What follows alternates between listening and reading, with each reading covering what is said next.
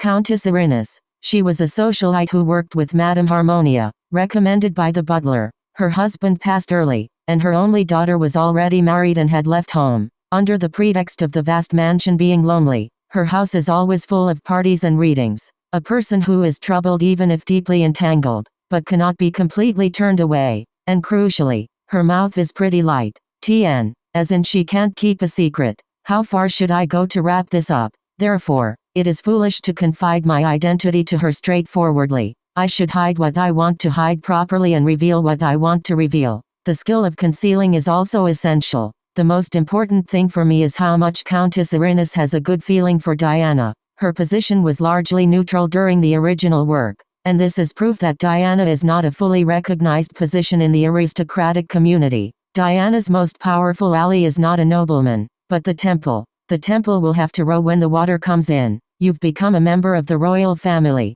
How can this be? TN. The temple will have to deal with the consequences of Diana becoming royalty and leaving the temple when it hits. The nobles did not voice much opposition to Diana's ascension to the throne. The reason was the death of the Duke of Orcus and his daughter Princess Latona. When the two villains, who took the lead and opposed Diana, drank their own poison tea by Caelus' trick, the nobles immediately changed their attitude and no longer disturbed Diana. However, that is the story of the ending of the novel, and no one knows how the complaints that are boiling inside will come out after the ending. It would be nice if Diana noticed this well and tried to win the support of the aristocracy. Unfortunately, I'm going to move a step first. I don't want to dominate the social world like the late Latona or Crown Princess. However, it is enough to provide food that is good to eat to talkative people. Of course I'll also be chewed up by them behind my back, but if I don't mind it then it doesn't matter, because my purpose is not for me to reign over Diana, but just to make her regret it.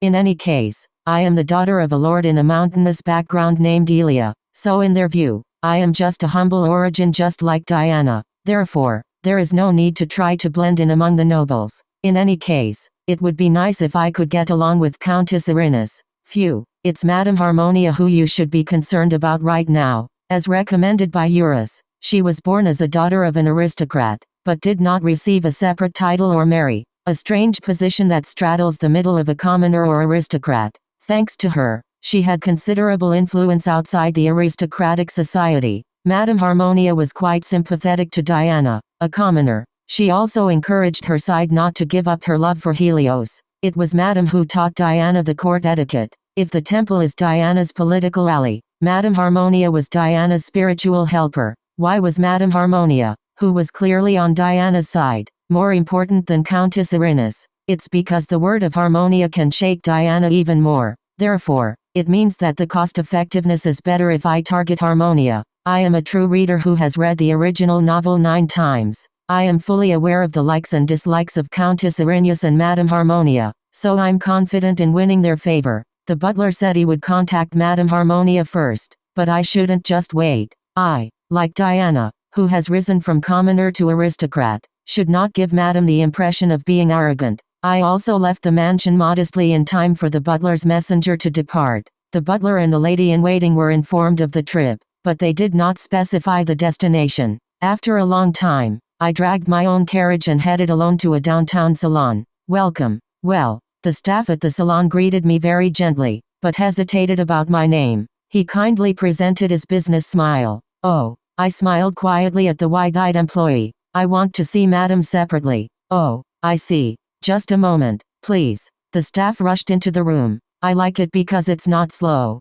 Standing like that for a moment, a woman who lifted the hem of her dress gracefully approached me with a measured step. Just as she opened her mouth, she put her finger to her lips and signaled for silence. Eventually, Madame lowered her voice and spoke in a whispering volume. Lady Hestia, Marchioness, I'm sorry I came all of a sudden. Can I talk to you in a quiet place for a moment? Oh, you're welcome. This way. There were quite a few people in the salon. I'm glad I wore a wide-brimmed hat. Curious eyes turned this way a few times, but soon recovered. I entered a quiet room where the noise was silenced well. Harmonia offered me a seat but did not hide her excitement. Oh, my God. I just saw the posthumous artist's letter. I lightly confirmed. I know, but to show Madame my desperation, I'd much rather do this face to face. Harmonia's important reason for liking Diana was the honesty and humility that Diana showed. Then I can ingratiate myself with Madam in the same way. Ah, but a woman of great stature like the Marchioness.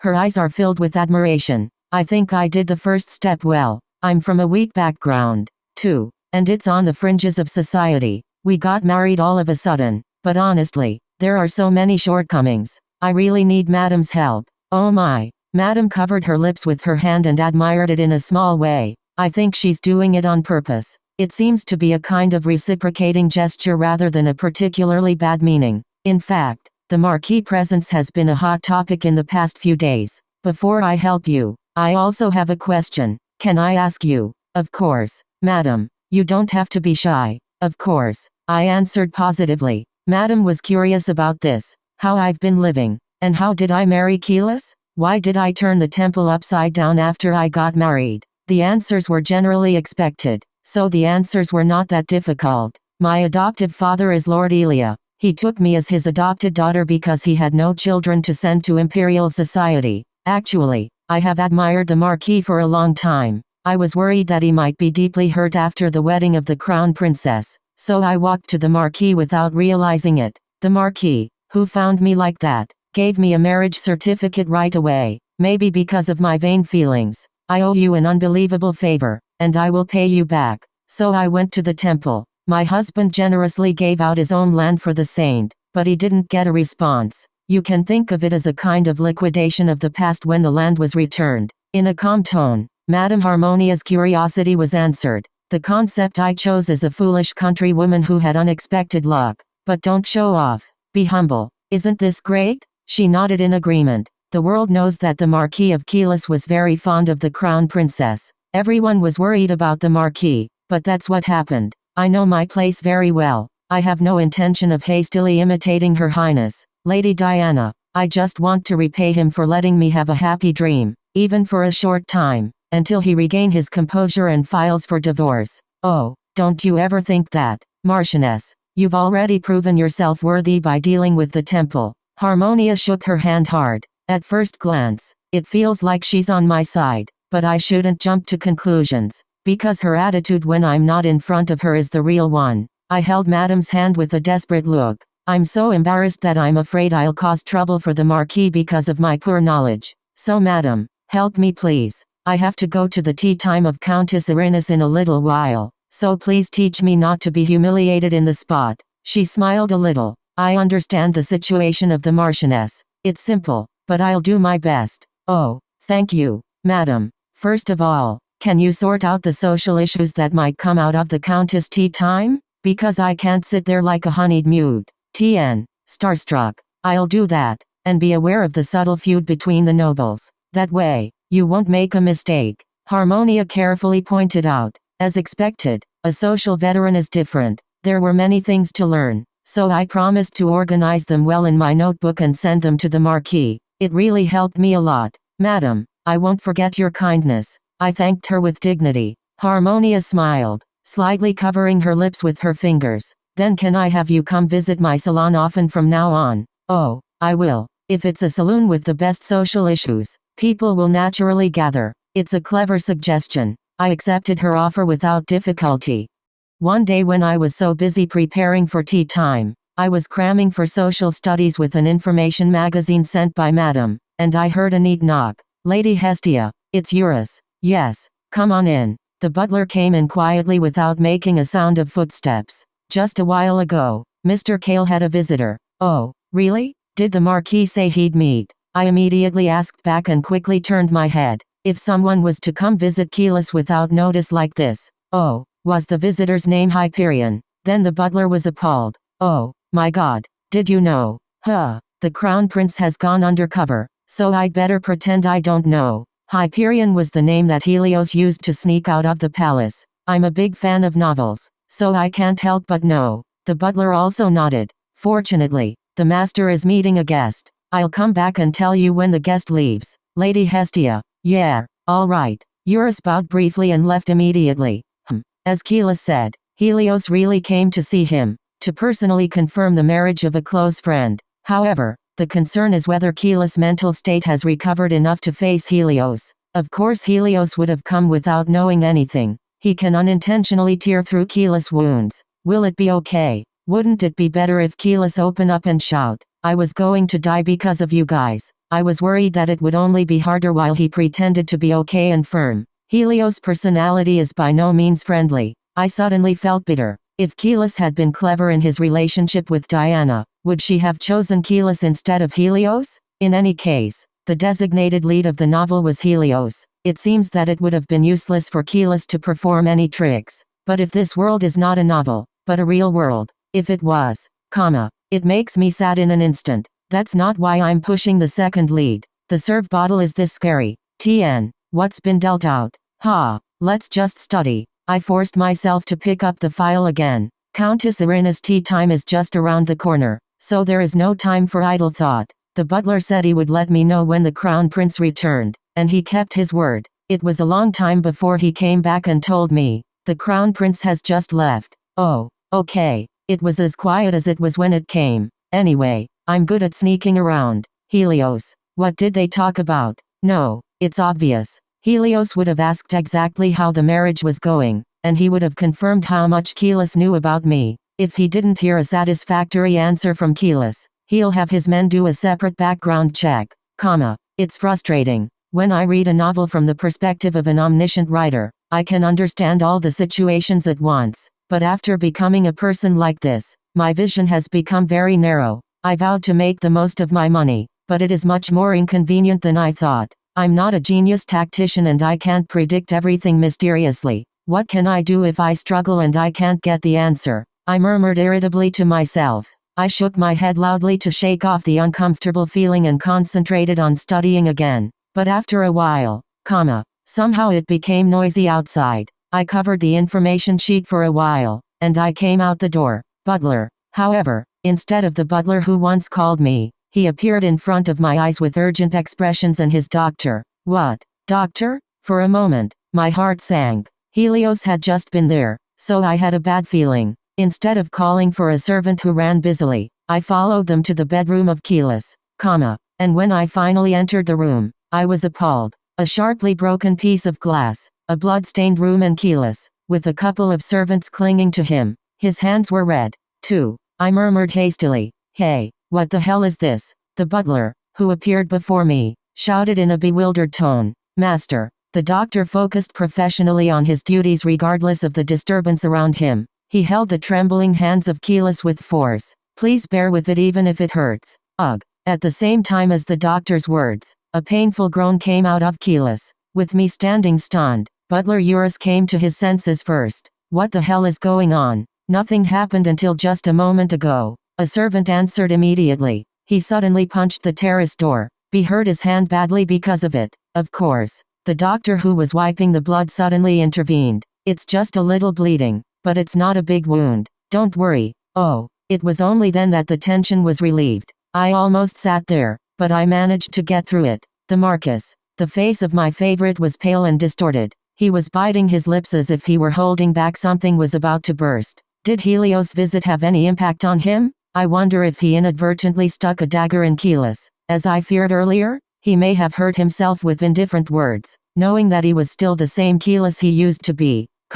50,000 thoughts fluttered in my head. I even blamed myself for thinking nothing would happen. I wanted to make sure he didn't hurt himself again. Why am I so pathetic? I can't even keep my favorite safe. Caelus lay down on the sofa and left his hand to his doctor. With one arm covering his eyes, he opened his biting lip. Everyone out. The butler quickly glanced around. He meant that he and his doctor would be there, so everyone could go out without worrying. It didn't help Caelus to be all over here. I accepted the butler's will and quietly retreated out of the room with the other servants. I scrambled back to my room. I couldn't be immersed in my studies again with an already chaotic mind. The first time I stopped Caelus from committing suicide, I still had not seen blood. But today was different. The red that was coloring the sofa and carpet. My favorite in front of me was a real living person, not a character in a book at this moment.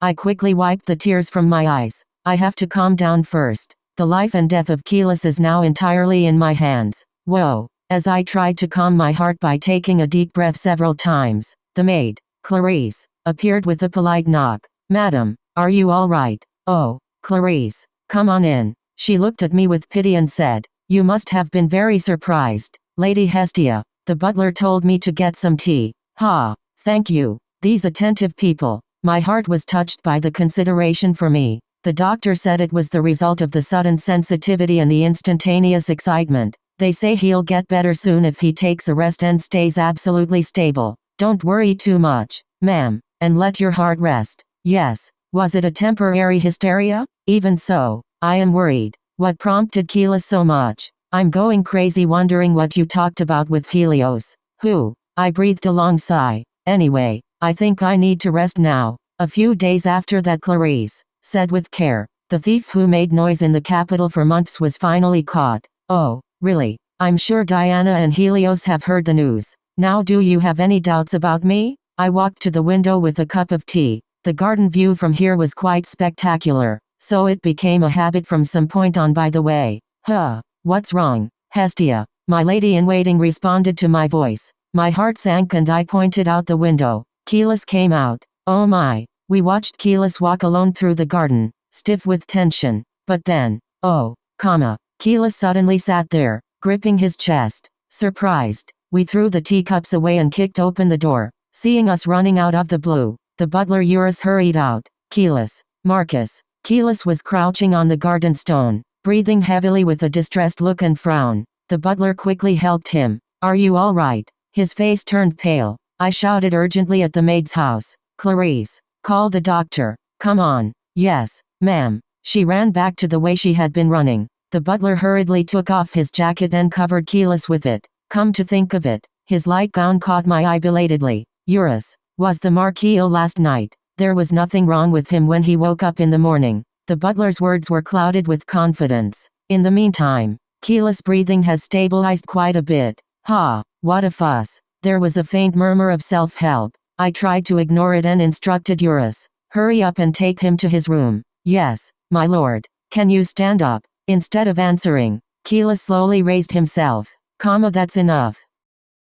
But you can't believe what the patient says. Despite his cold attitude, I and the butler doggedly followed as if they were ducklings. Clarice, who rushed to the scene, and Marquis Doctor. The quiet mansion turned upside down in a flash. We all went into Caelus' bedroom. The doctor examined him as everyone watched. Caelus murmured sulkily, leaning languidly against the sofa. It was just a moment of tightness in my chest. There's nothing to make a fuss about. The doctor also shook his head after measuring his pulse and heart rate. There is nothing unusual. I think it's because he's still psychologically unstable. Caelus drooped his shoulders and tilted his head back. I'm not even a kid. What's this? Anyway, I was relieved to hear that there was nothing wrong with my body. But it's a pity that he's still suffering from a mental illness that he can't even take a walk in the garden. As expected, the aftermath of meeting Helios is clearly affecting him. I couldn't take it anymore. Well, Lord Caelus, I'd like to ask you something quietly,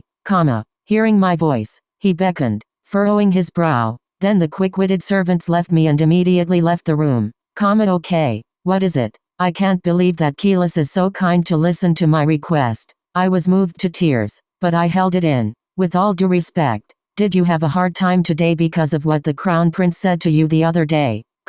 His glassy purple eyes stared at me. His face heated up and he bowed his head quickly. Do you know what she said? No, it's hard for me to get that detail with my foresight. I was just wondering if you were shocked by what he said without knowing the context. Shocked? Caelus smirked. I'm sure Heli was shocked, because I told him honestly why I'm like this. Oh, perhaps my expression was suspicious because he waved his hand. It was just a little hard to breathe a little while ago. Haven't you ever had that happen? It's like a sudden shortness of breath when the thought you don't want to think about takes over your head. He shook his head in silence. Of course I've experienced it, but it wasn't to the point of collapsing like the Marcus. I see. Caelus leaned his head in a languid posture. Actually, he didn't say a few words that day. I was the only one making a fuss, but I feel much more comfortable after clearing the air like that. In fact, Caelus left the room for the first time today since the night he attempted suicide. It was quite a big improvement, even though he collapsed quickly.